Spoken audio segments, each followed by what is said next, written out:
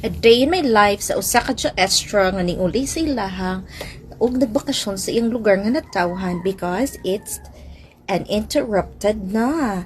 So, mo na siya. As you can see, padulong ko nagkamantingan. O, look at that, na mga kamanting. And, magputo ta. So, as yung makita ninyo dira, no? Tama yung makita. Dito among yuta. Nananong mi dira kamanting. Okay? So, idili day kami. Akong papa o akong mama kay kugihan. Kina sila, guys, no?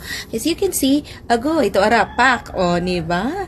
Okay, ang darling dira, wala nakabalo nga. 1 month na John test. O, di ba? Ibot-ibot o kamanting.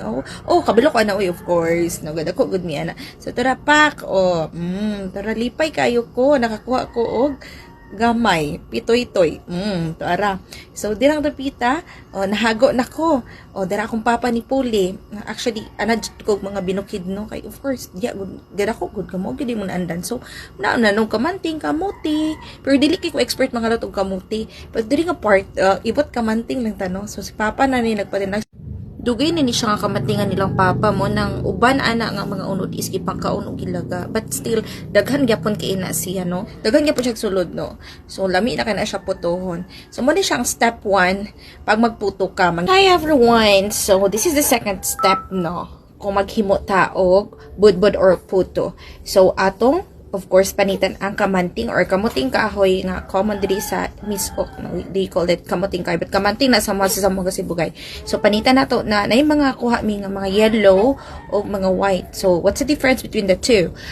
Si puti, guys, is dagko kay siya, then humok ni siya sa bangguron. While the yellow one, gahi siya gamay, then gagmay siya, dili siya pareha kadagko ni puti, no? But kaning duha, of course, lamian, no? Lami na ni siya kanoon. Lami putuhon, lami pod, budbudon. Okay? So, expert ta magpanit-panit dira. Kabalo sa una pa na, no? So, mahayo na kita magpanit-panit dira. Dito ta mga samad. Excited na ko bang guro na siya kay dugay-dugay, ko wala ka try o kana bitang banggod sa kamuting kahoy or let's say the kamanting, no? So mo na siya daghayon jud kay mong kuha ni papa, ubay-ubay siya ni naama to akong uncle nga taga poblasyon, so gitagaan po to siya ni papa og mga sako, dili pod half sack, basta sako gisulod ng sako nga kuan gidara dito sa ilaha, no? So never mind na ako ang mga kuan dira facial expression. Okay, fast forward na ko ni kay the whole video is all about panit-panit. Okay? So, muna ni siya. Hi everyone. So, I will be uploading a part 3 sa steps sa pagbuhat sa puto or sa budbud. Of course, here is ang pagbanggod. No? So, makasama dyan din siya if you're not kanang expert bitaw. So, mga laksi na imo ang kaning panit sa imo ang finger nga pa. Basta, kay kuan siya mga dugo kung dili ka maayo mag timing sa pagbanggod, no? So ang yellow is again medyo gahi siya, but the white one is soft yun siya bangguron. So ang gabanggod jud ani is my cousin si Bongbong, so maayo kay na siya magbanggod dira. Ako, look at that. Okay, anyway, kana siya mo ay kuan na banggod na nga mga kamanti. So nay puti-puti and yellow, so mo na siya gimix na siya. This one, okay, let's continue. Wag gabanggor gyapon ko ani, no. So I decided to upload this one in YouTube. Yeah, para maisa tanan ang video, no. So na mga voice over the previous one, we have part 1, part 2, part 3. So disclaimer, I'm not really an expert about kanang pagbalanghoy, pagbudbud or whatever, but mo lang ni process jud sa among andan, no. So from generation to generation, charot. Yes, no, si Lula kay maiki mag-ibos, kay Ilongga man to si Lula. Then of course it's one of the delicacy jud sa mga Ilonggo is ibos, no. So here si mama is very expert when it comes to budbud. So some of the kakanin kay maayo gid magluto ako motherland. So anyway, mo na to siya akong may hilas-hilas banggod niya. I'm not really expert with the banggod kay, you know, makasama jud siya. And katong first video jud nga paspas kinagbanggod, it's my cousin maayo yung banggod si Bongbong.